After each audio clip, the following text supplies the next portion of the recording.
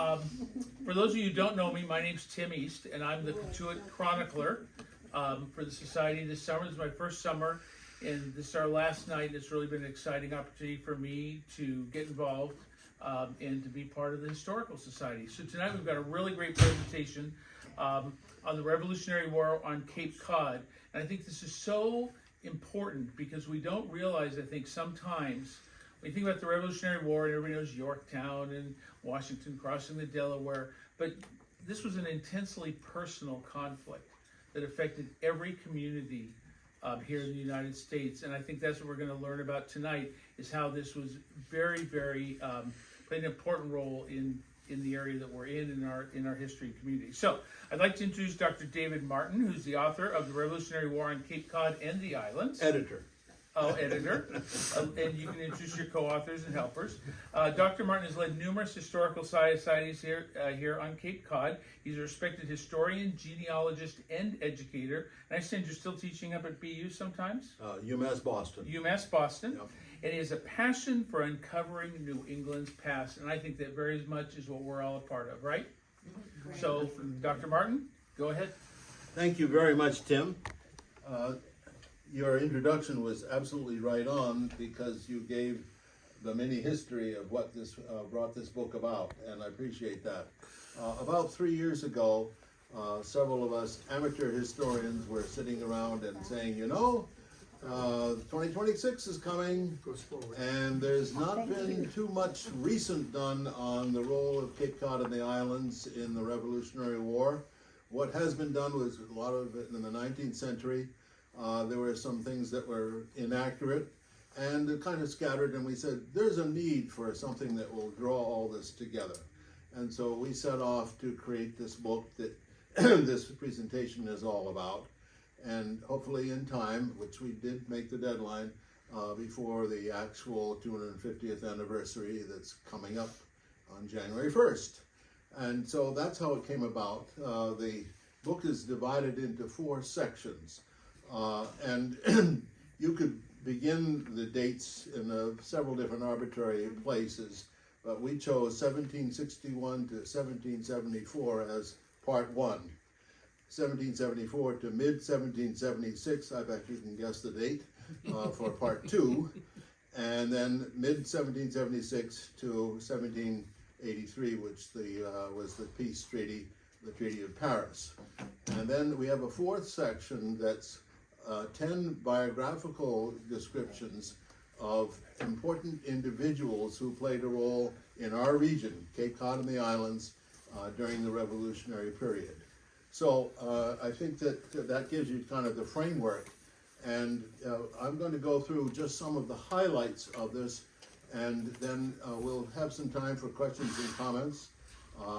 I'm going to need to leave directly at 8 because I've got to run a Zoom meeting at 8:15, but my good friend and colleague John Lapham is here, a fellow member of the Genealogical Society and the Historical Society, and he's going to help anyone who would like to purchase the book at the end.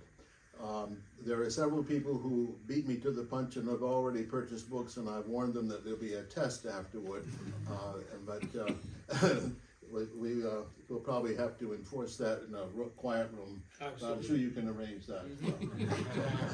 I did give him crib notes. You did? You're not supposed to do that. So we'll start by taking a look at this map, and this map is quite significant. It's really hard in this time period, in the mid-1770s, to find an accurate map of Cape Cod. And we've all seen the distortions, for example, the outer part of the peninsula being straight up instead of curved the way it really is. There is a distortion in this a little bit, in that the center part of the Cape is a little bit elongated.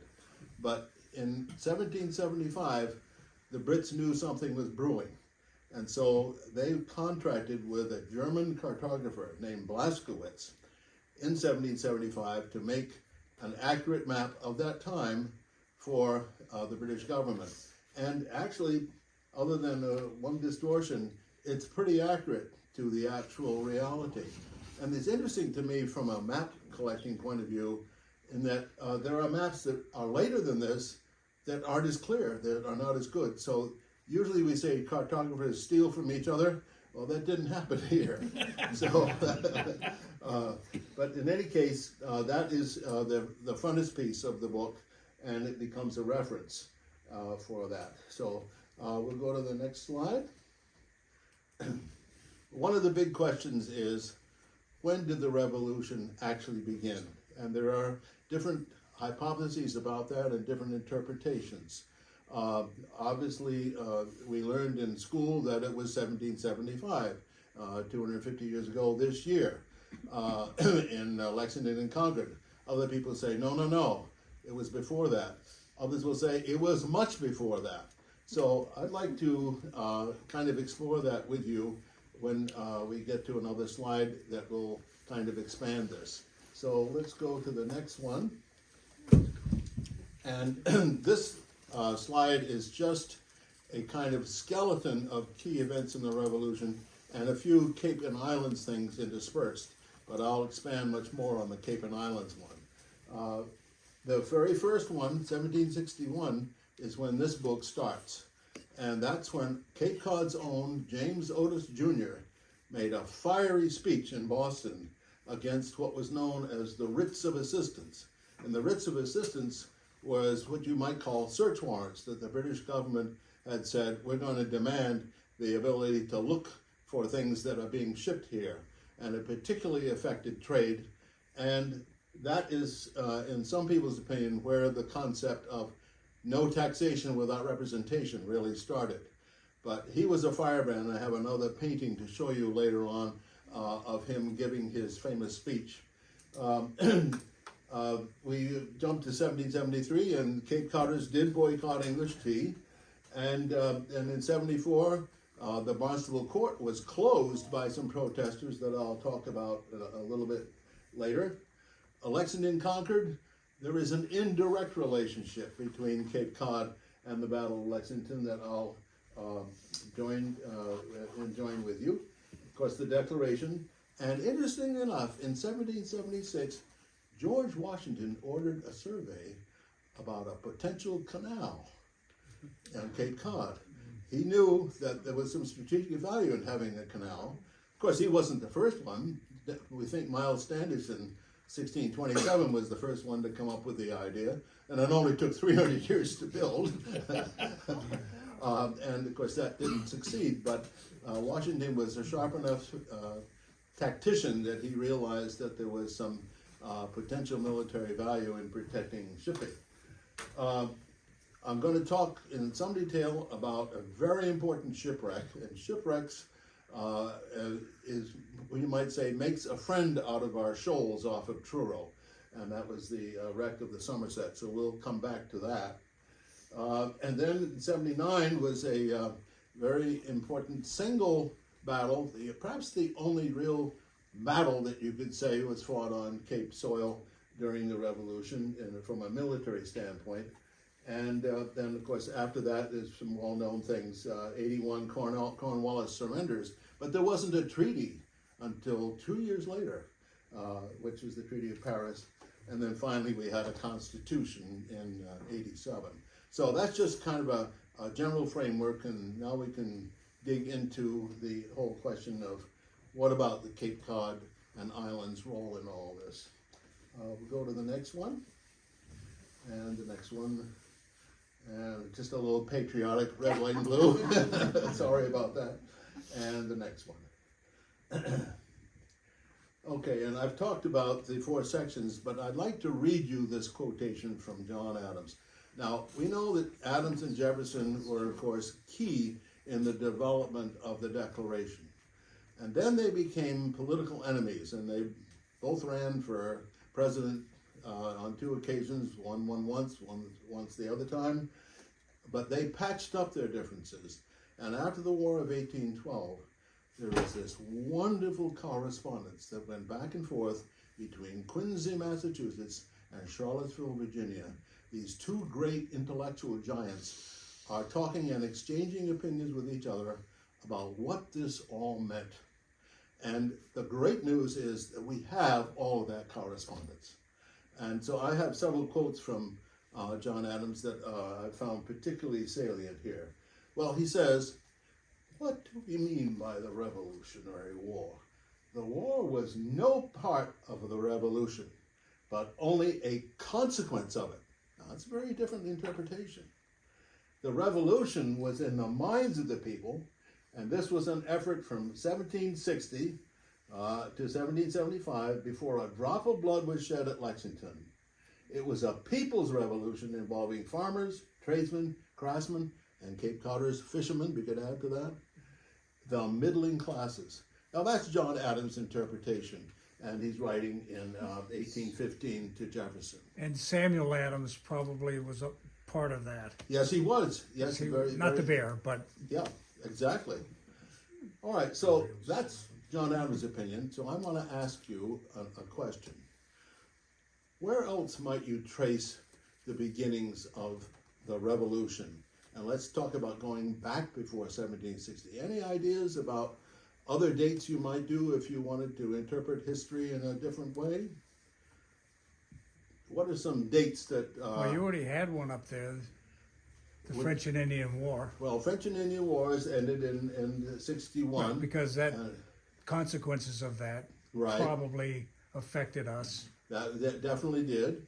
And of course, John Adams says 1760, so he's on safe ground there. Right. And we'll talk more about the significance of the French and Indian Wars ending.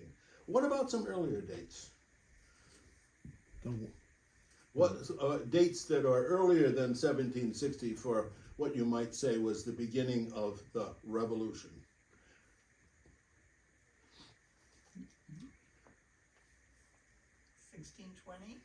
Yes.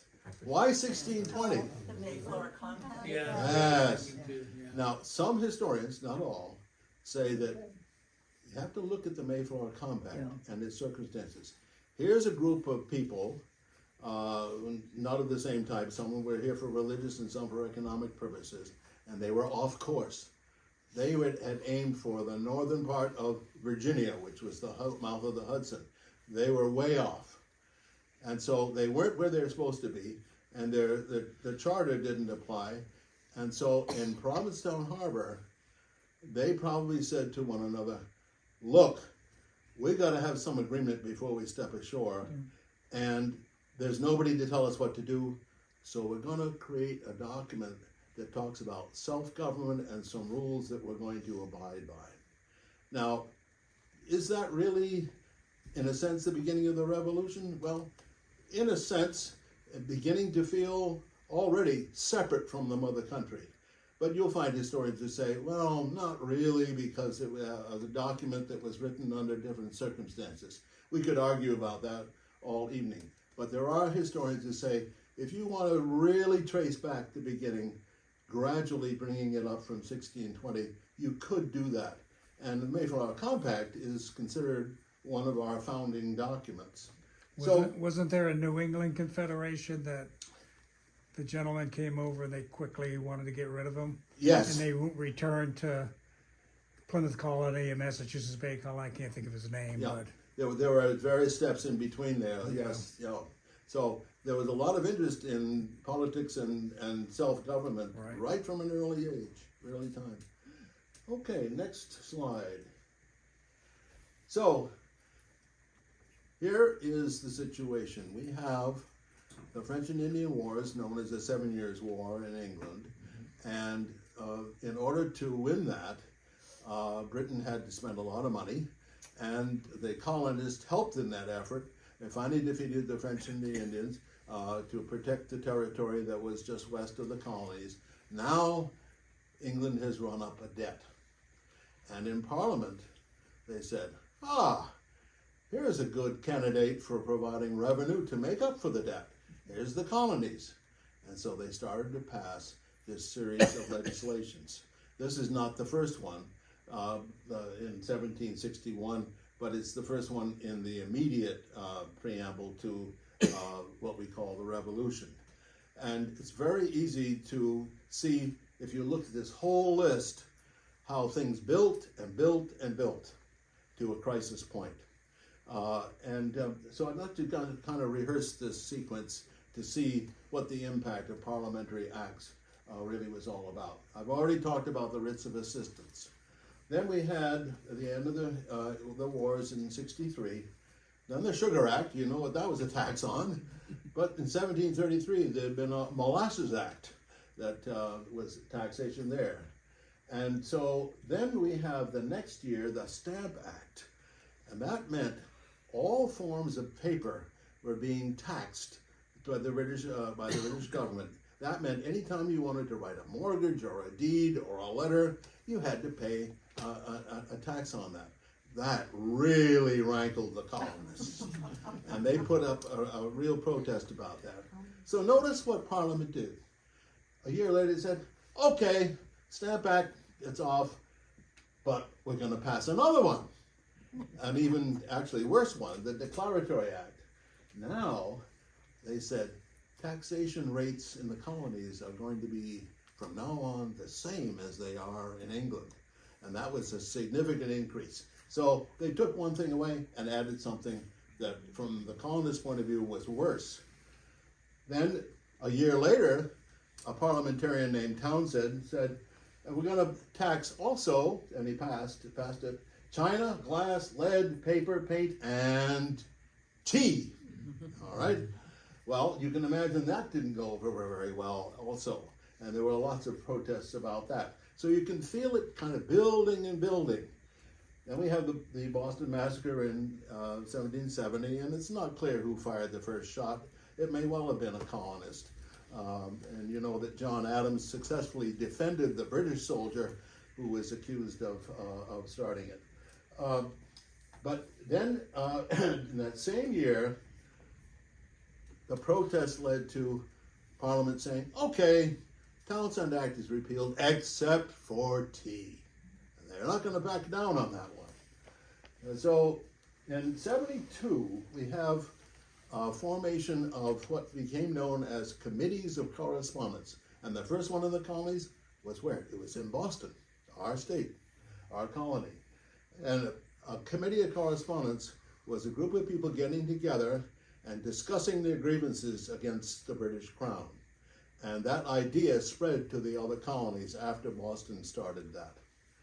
So then we have the Tea Act that just reinforced the tax on tea in 73. And in that same year was, of course, the Tea Party, when a group of colonists dressed as Indians took care of many bales of tea into Boston Harbor. We think it might have been low tide because a lot of it was able to be saved. But in any case, It was called salty tea. yeah, right. Okay, then Parliament comes back and says, we're going to pass something known as the Coercive Acts. That was not what it was called here. Here, in the colonies, it was called the Intolerable Acts. The capital I, by the way. And notice what that is. This is really getting very severe. It said, first of all, you guys in the colonies, you don't get to pick your own governors anymore. We're picking them. And that really was a blow to self-government. Going in the opposite direction. Then secondly, they closed the port of Boston because there's too much stuff going on there. And thirdly, a big one, they said, and by the way, we're stationing troops and you have to quarter them in your houses.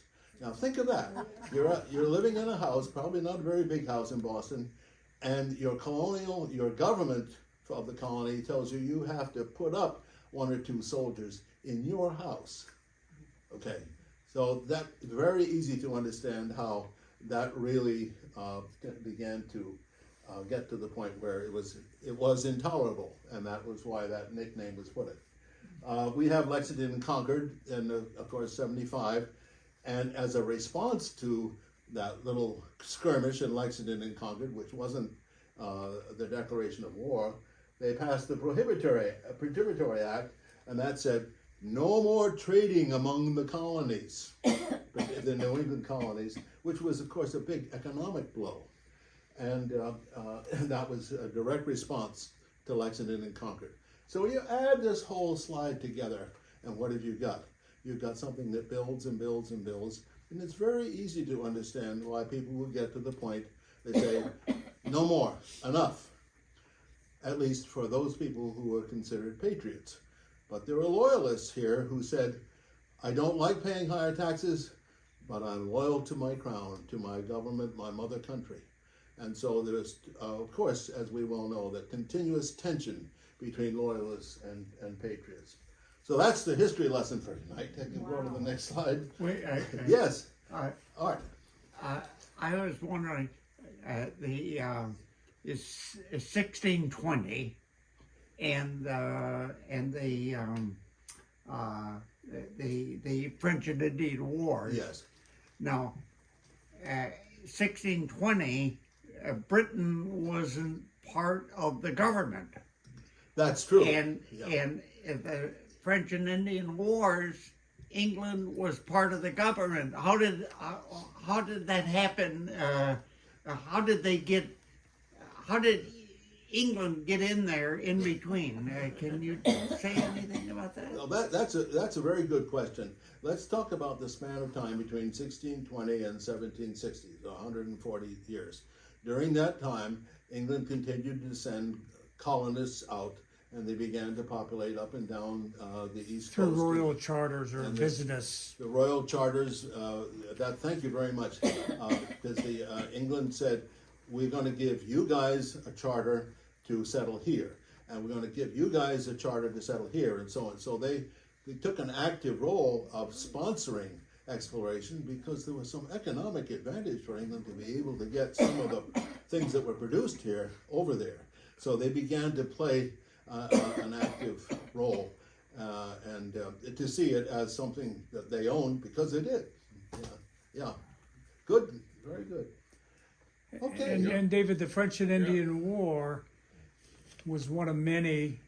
George Washington may have helped start it, but it wasn't just here on the North. We call it that, but it was a global war because it was fought in Europe and other places. Yes. So it happened here, but Oh, that's a good point to remind us that there's a global context for all this. Right. And it's had to do, of course, with the enmity between England and France that was.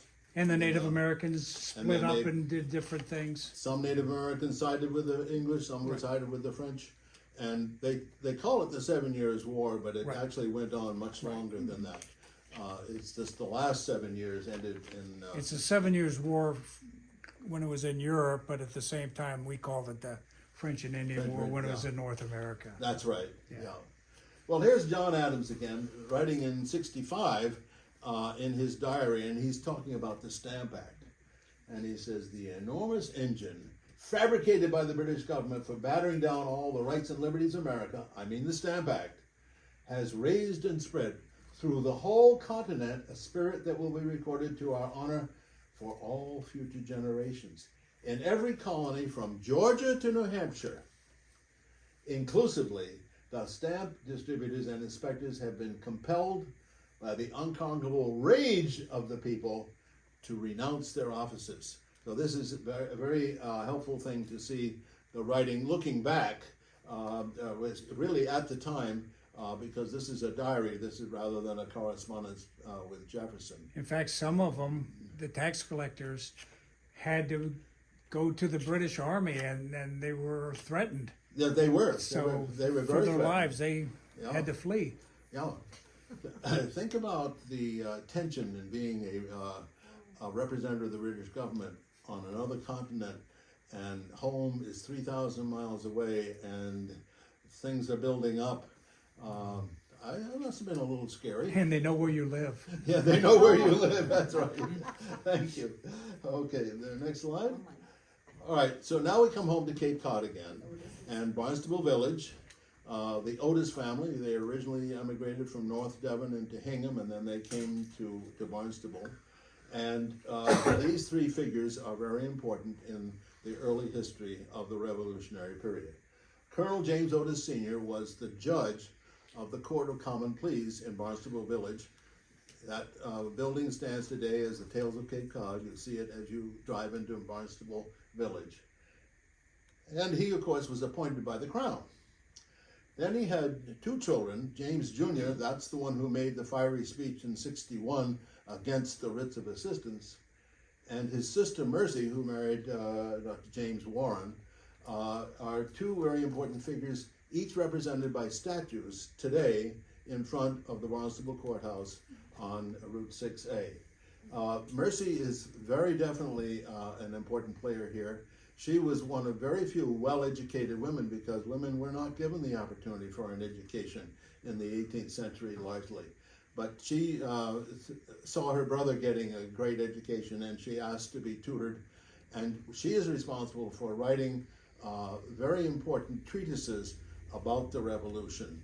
And in fact, I think we have to consider that as one of our founding families, you might say, that is definitely Cape related.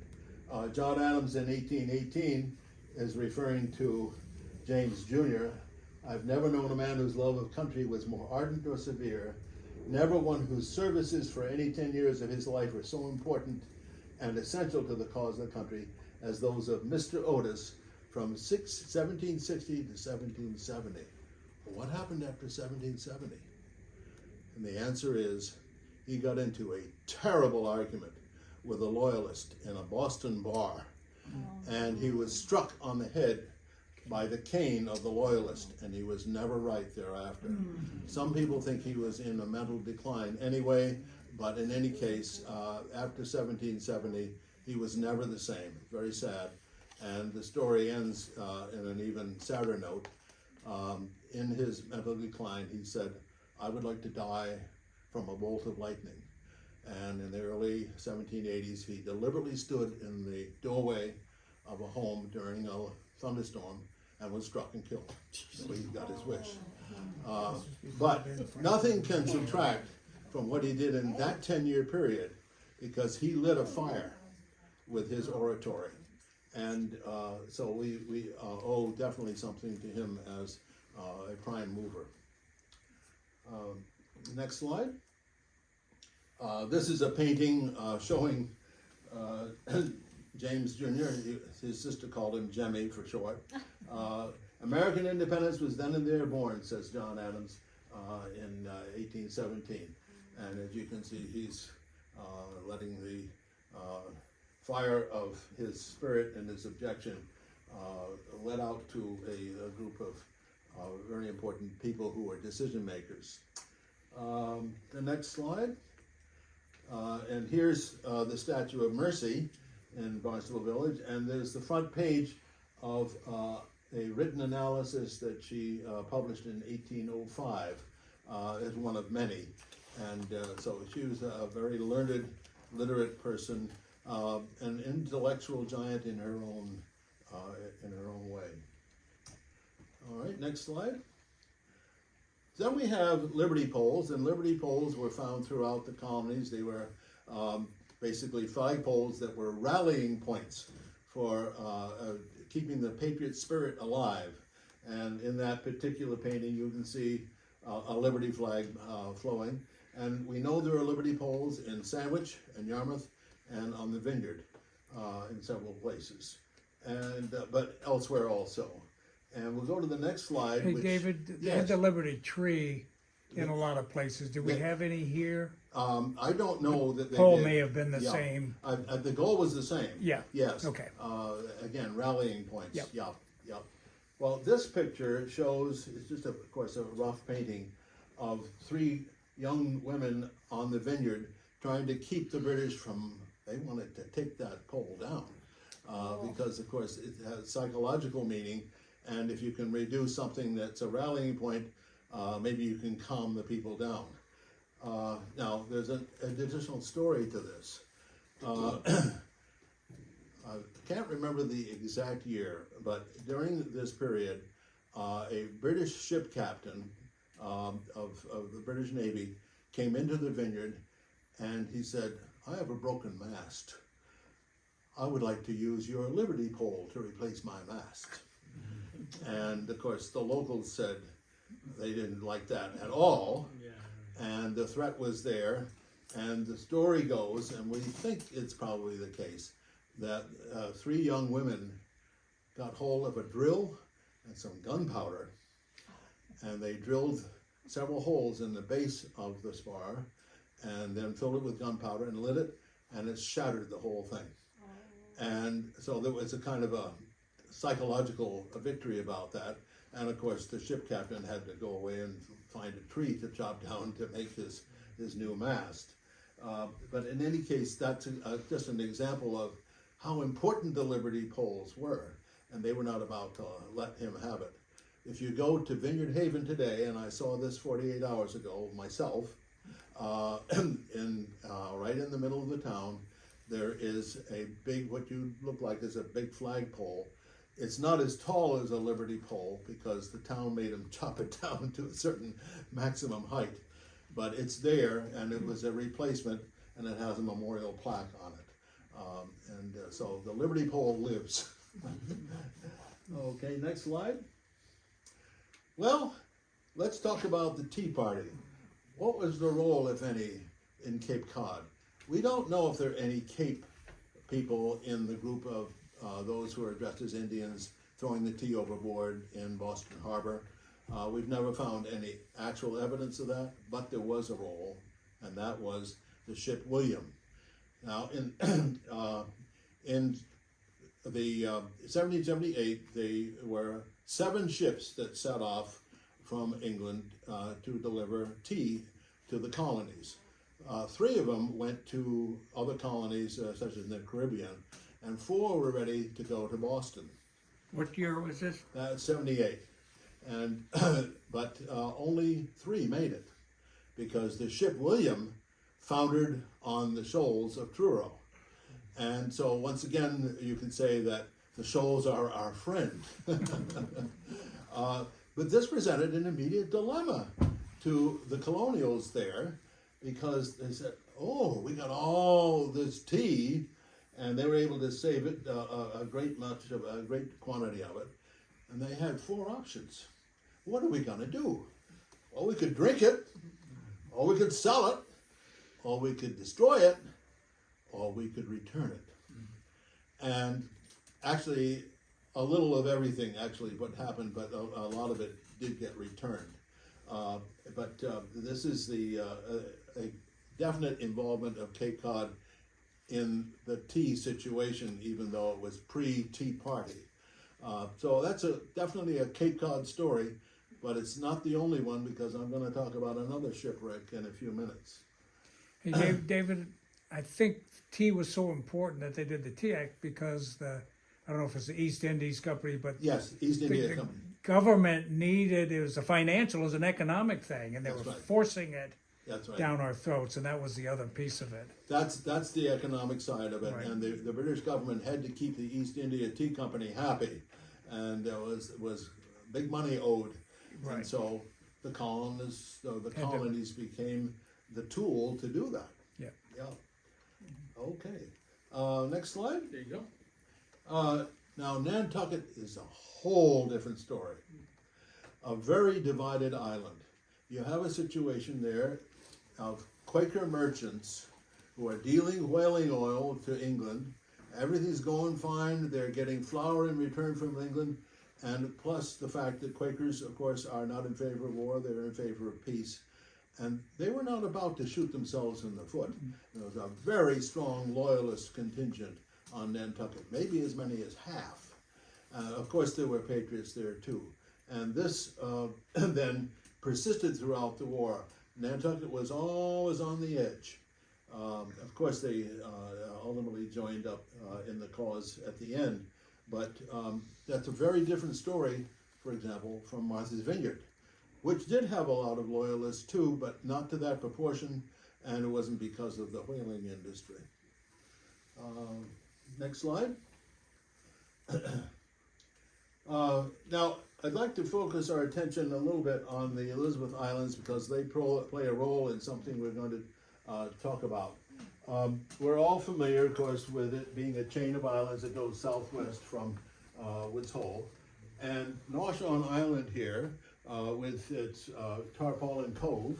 Anybody overnighted on a sailboat in Tarpaulin? Okay, very good. All right. I don't know about you, but I spent a very rough night at anchor in Tarpaulin Cove with that southwest wind coming up. But it's a great harbor, and the British Navy used it extensively. A great location for them because they could go and conduct raids and then come back and have a home anchorage that was very safe. Drawing attention to Pasque Island, we'll talk about that in a few minutes, and of course the rest of the islands. So that's just a quick review of that particular geography. But the Elizabeth Islands were an important anchorage for the British fleet. Okay, I think we can go on to the next. And now we go into the next period in the book, and I'm going to just skip kind of quickly through this, but I do want to mention a couple of things. I'll talk about the closing of the courts in a minute. The Loyalists were the victims of what you might call patriot rage, and some of the patriots were not very nice people. And one day they decided to tar and feather a loyalist woman in Barnstable Village, and a public shaming. Have you ever thought about having hot pine tar put over your whole body and have then feathers thrown at it, and then being ridden on a rail through the village for everybody to jeer at? That's what they did to her. So, we need to tell the full story here. We know that, of course, the Continental Congress did finally pass the Declaration, but then many of the colonies said, well, we're voting as a colony in favor of independence, but I think we better ask the towns too. And so the Massachusetts General Court, which is the name still for our legislature, decided to poll all the towns in the Massachusetts colony. And on Cape Cod, Harwich was the first one to vote yes. Barnstable voted no at first. Why would Barnstable have voted no? They might have voted no, we think, because of the same reasons that Nantucket was not in favor of independence. Namely, there were some wealthy merchants who were doing just fine, thank you, dealing back and forth with the British. A second vote was taken, and then Barnstable finally said yes. So I think that's kind of interesting that the Cape was divided in a sense too. I think I've already talked about the fact that when you're a colonist in a colony that is owned by another country, you are put in a difficult position, and there's a lot of wavering back and forth. What should we do? What should we not do? And this is an example of that. And I'll talk about Marshfield and so on. Fort Ticonderoga is in this story. It's not a Cape story, but you probably remember that in the Battle of Fort Ticonderoga, the one that we won, they captured a lot of cannon and dragged them all the way across in the winter, across the state of Massachusetts, and mounted them on Dorchester Heights, pointing down to the British. Guess what? The British decided, I think we're leaving. And of course, that's celebrated every year on March 17th, which is also Evacuation Day and St. Patrick's Day. Then they decided that they were defenseless with the cannon pointing down at them. But So- they let some burning buildings, didn't they? Yes. Right. Yeah, that's what They did. Oh yeah, they didn't leave just nicely. no. All right, next slide. Okay, here's the building that's this is a contemporary picture of that's now known as Tales of Cape Cod. You've seen it as you've driven through the village, and that, as you know, has marvelous Monday evening talks in the spring, summer, and fall about historical things related to the Cape. Well, Colonel James Otis Sr. was the judge there, and he was approached by a group of patriots, and they wanted him to step down. Now remember, he's appointed by the Crown, and they said, you need to step down. And he said, well, but I've been appointed by the Crown. And the response was, sir, you have done your duty, and now we must do ours. And he backed off, and he closed the court. And of course, the court was a symbol of the central government of England, and so it was a very important act in that sense. and the building stands today. All right, next. What about Lexington and Concord? Do we have any role in that? Yes, but only indirectly. In Marshfield, which is halfway between the Cape and Boston, or Lexington, there was a British garrison. And so the militia from Cape Cod said, we better keep an eye on those guys. So they had an encampment that kept an eye on this British garrison. So now April of 1775 approaches, and the Patriots knew that something was up, and so did the British. And so the Patriots said to the contingent of militia that was outside Marshfield, we need you in Lexington. You better leave. Because we've got to keep, we've got to have enough forces. And so the word came down to the Cape militia, now there's nobody guarding that British garrison. Get the heck up there. And so a group of Cape militia began to march toward Marshfield to replace the group that had left for Lexington. But they got partway there, and then the word came down, the British have left too, because they're gone to Lexington. And so there was no longer a need for the Cape militia to replace that non-existent encampment, and so they came home. So that's an indirect relationship to Lexington and Concord. I would like to say the reason they came home is because there was too much traffic on the bridge. So that would not be a true statement.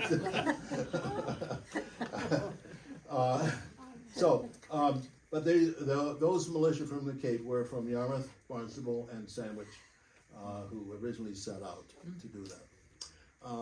Next slide. One of the couple of things that we're particularly pleased about in terms of the book is that there had been relatively little done on the role of two populations, the indigenous peoples and African Americans in the militia. And we had the good fortune of having a couple of experts, one of whom is a member of the Wampanoag, and one of them who is a former CIA, who is very good at digging information out. And so we have found that we have chapters on both of those topics. So here's a question for you. After the call went out for joining the militia, the town that responded with the highest percentage of volunteers, not the highest number, but the highest percentage, was Mashpee. Why do you think that might have been?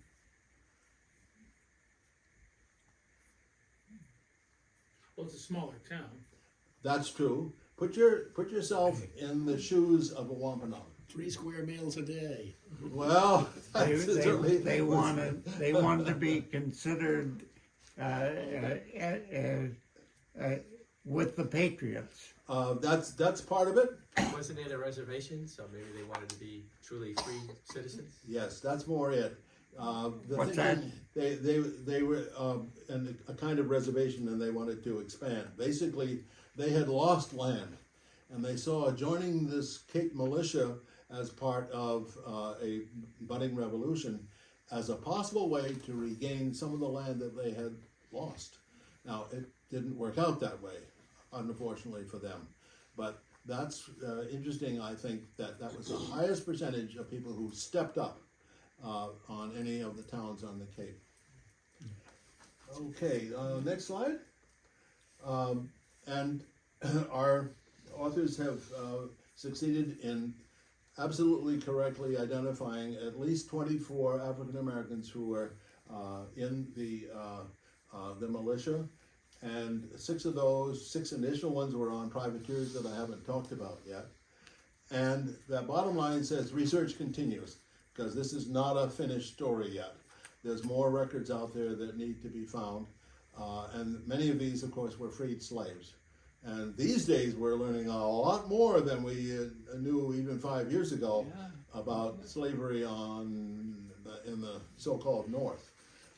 So anyway, this is another chapter that I think it covers new ground.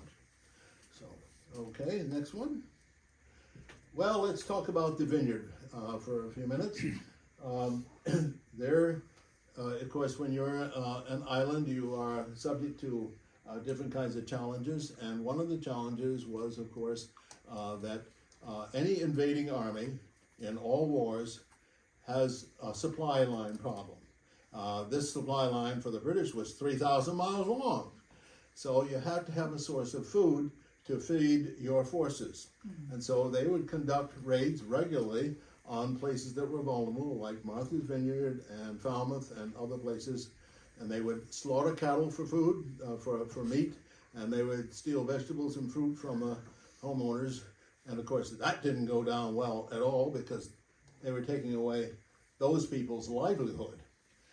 So there was a lot of that going on, and when I talk about the Battle of Falmouth, I'll tell you one of the results of that. But then privateering was very big also in the ships of Martha's Vineyard. As you know, privateering is an operation where it's basically legalized piracy. And so if you're a ship and you apply and get a letter of marque, M-A-R-Q-U-E, that gives you permission to raid the enemy and then take prisoners and keep some stuff for yourself and then give some of the proceeds back to the government that gave you the letter of marque. So there was a lot of privateering that went on, and it actually went on both sides, but that was, of course, all naval. And I think the next slide shows, yes, let's get the next one. The one after, sorry. Yes, there is an example of a couple of privateers going at it each other. The one on the left is the Patriot ship.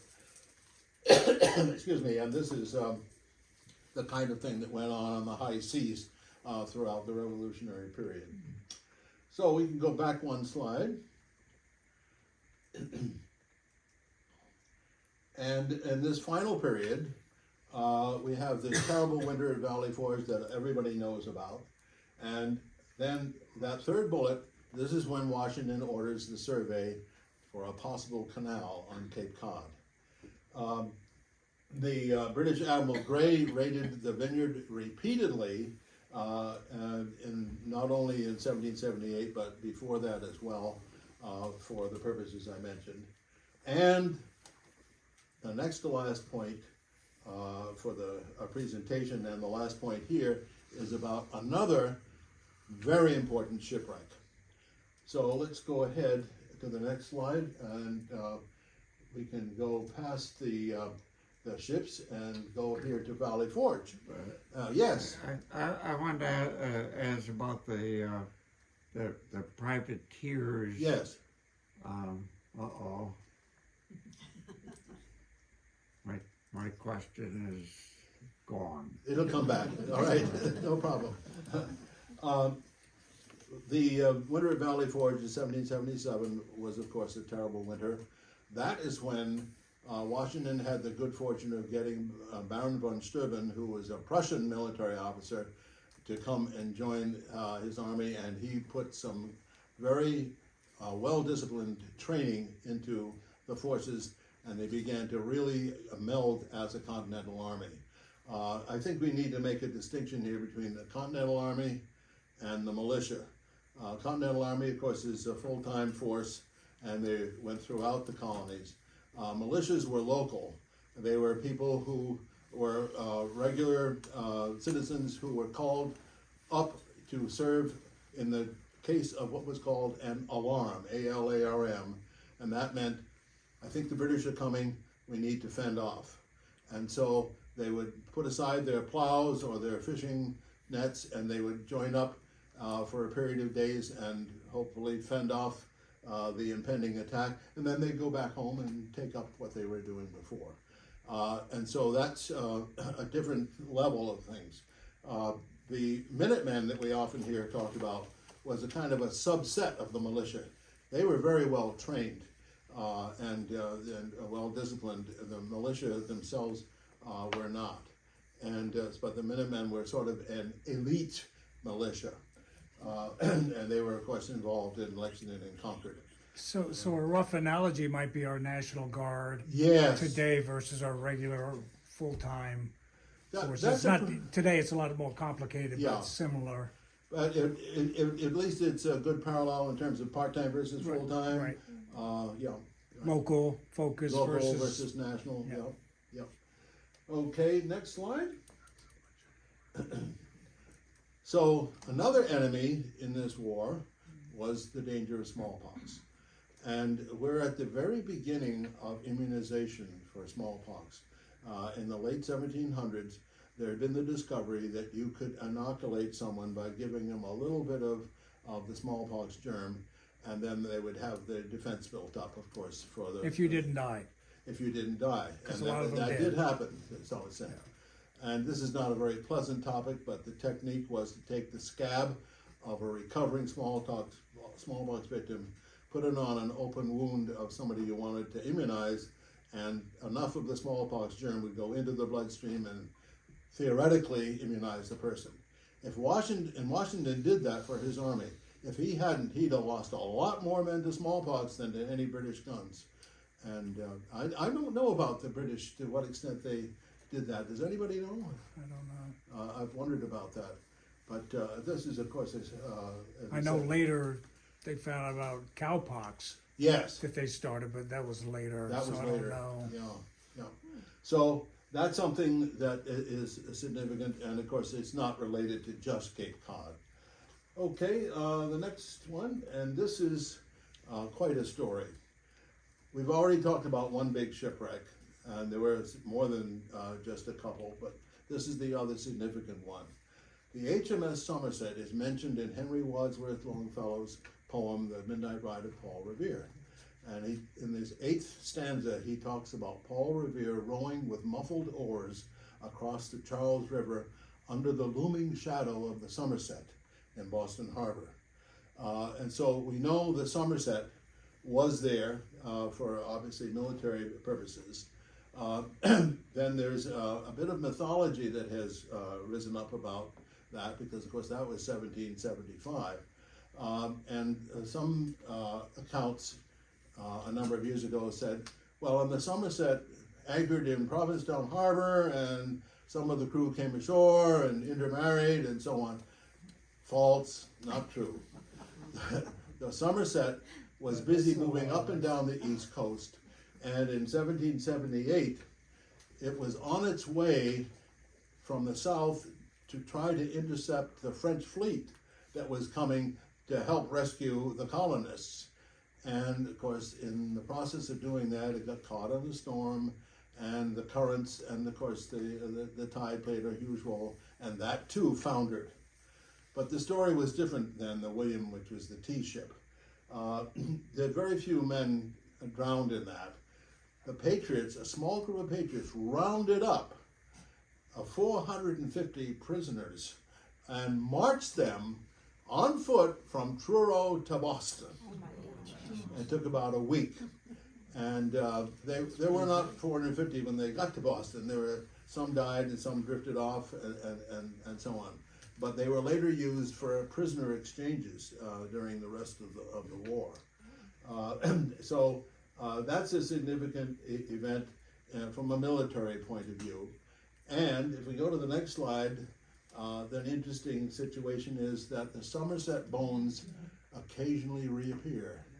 And every 20 to 30 years, the sand washes away enough, and then of course it fills in. This picture was taken in the 20th century, and you can see that the bones are still there.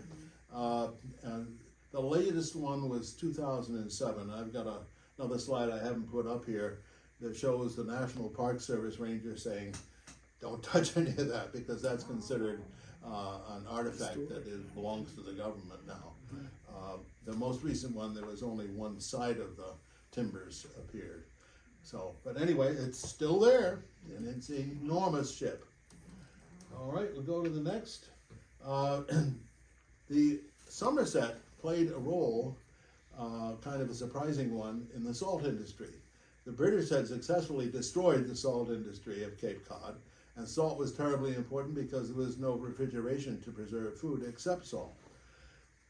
So, John Sears of Dennis said, let's take the bilge pump from the Somerset and we can reconstruct the salt industry. He dug more of the open areas of the land and started to pump seawater back in there.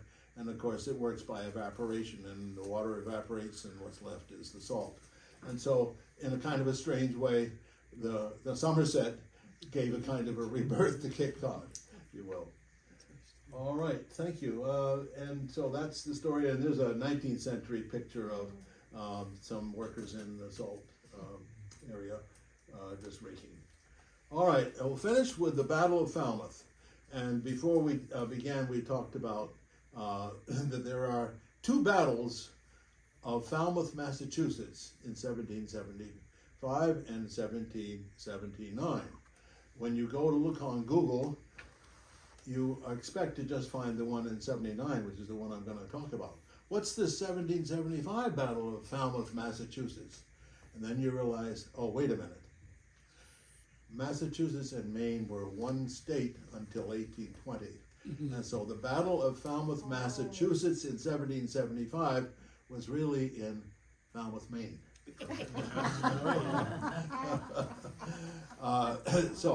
But the one in 1779 is a great story. As I mentioned before, the British were conducting raids and slaughtering cattle and so on. And then Colonel Dimmock, who was head of one of the militia in Falmouth, said, well, we need to harass the British. So he conducted a counter raid. And that really ticked off the British. And they made a plot. And they said, we're going to burn Falmouth. So we'll go to the next slide.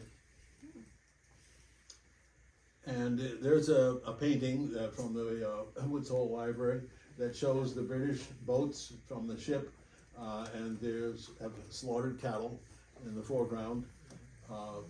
So this is the kind of operation that they engaged in on a regular basis to keep the supply lines going. Next slide. And then that's a painting of Tarpaulin Cove without the British ships there, but that's how Tarpaulin Cove looks if you haven't been there yet. And there were 10 British ships at anchor on this particular occasion in April of 79. So let's go to the next slide. And you've all heard the phrase loose lips sink ships. We heard that a lot during World War II. This is a perfect case of it. On the night of April 2nd, when the plot had been made to burn Falmouth tomorrow, a loyalist homeowner on Pasque Island, which is next to Norshon, was entertaining some British officers. And he overheard them saying, we're going to burn Falmouth tomorrow. Now, even though he was a loyalist, he said to himself, those poor people of Falmouth are defenseless. They've got to be warned.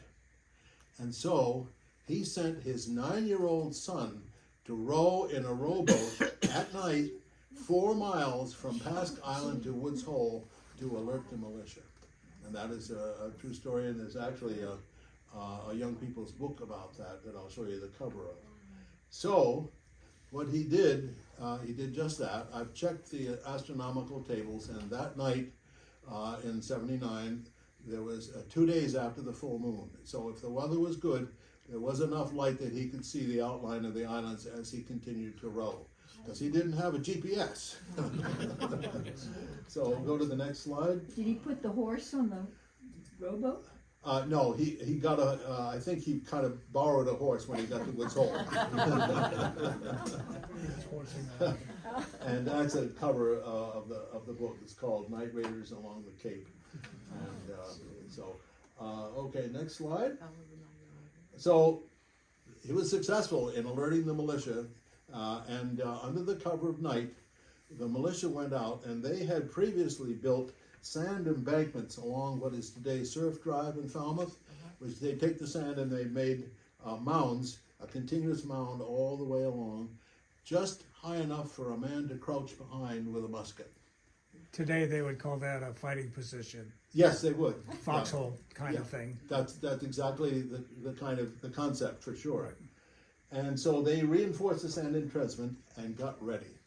We'll go to the next slide. So here they all are. This is a painting that's in the Falmouth Historical Society.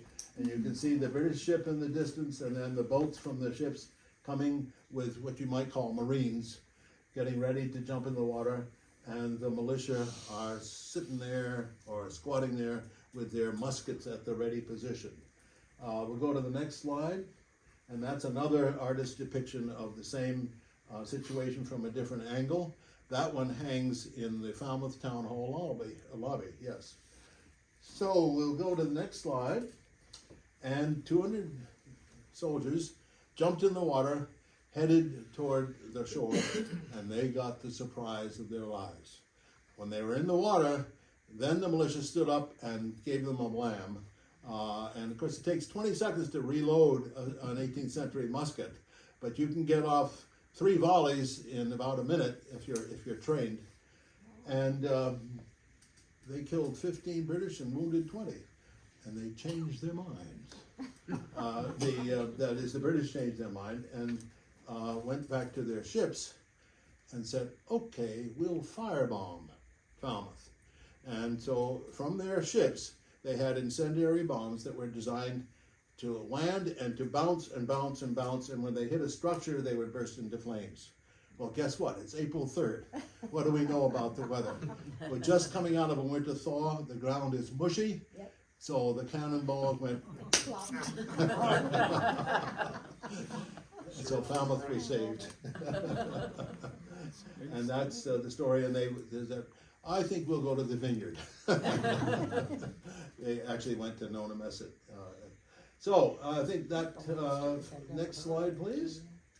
I had an ancestor who fought in that battle. He's buried in the old burying ground at Falmouth, and we decorated his grave. He was a fifer, and fifers, like drummers in 18th century warfare, blew signals. They weren't just playing music.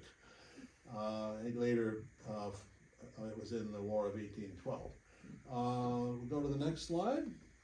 And so this winds the war down, and Cornwallis surrenders in 81. And we'll go to the next slide. And then we have the Treaty of Paris 2 years later, a very slow economic recovery everywhere, including Cape Cod and the islands. A lot of loyalists said, we're heading to Canada. And then, of course, the Constitution was written and ratified in 87. And then the War of 1812 started everything again in a different way. So, I think we'll go to one more slide here. If anyone's interested in tracing a Revolutionary War ancestor, I have information I could send you. I think the last slide is just about the book. Yes. And so, I have to leave in about 5 minutes, but are there any questions that anyone, or comments that anyone would like to make about all this? David, you talked about John Adams and Thomas Jefferson finally reconnecting and corresponding. Yes. So tell them when they both died. Oh yes, that's a very weird story. They both died exactly 50 years to the day on the celebration of the 50th anniversary of the signing of the Declaration. And most people think that's not a coincidence. They both knew they were dying, and they were hoping each other would live for this day. So they died on July 4th, 1826. John Adams, on his deathbed, supposedly said, Jefferson lives. But Jefferson had died earlier that day. That may be a little bit of a legend, but anyway, yeah. Yes, they were giants. Yeah. Yeah, they were. Other comments or questions? Okay, well, Well, Dr. Martin, I just want to you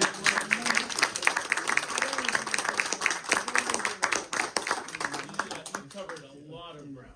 And so I think we're all very thankful for your passion, for your education, for teaching us and helping us to keep learning about the Revolution. So on behalf of the Historical Society, congratulations, thank you. thank you very much.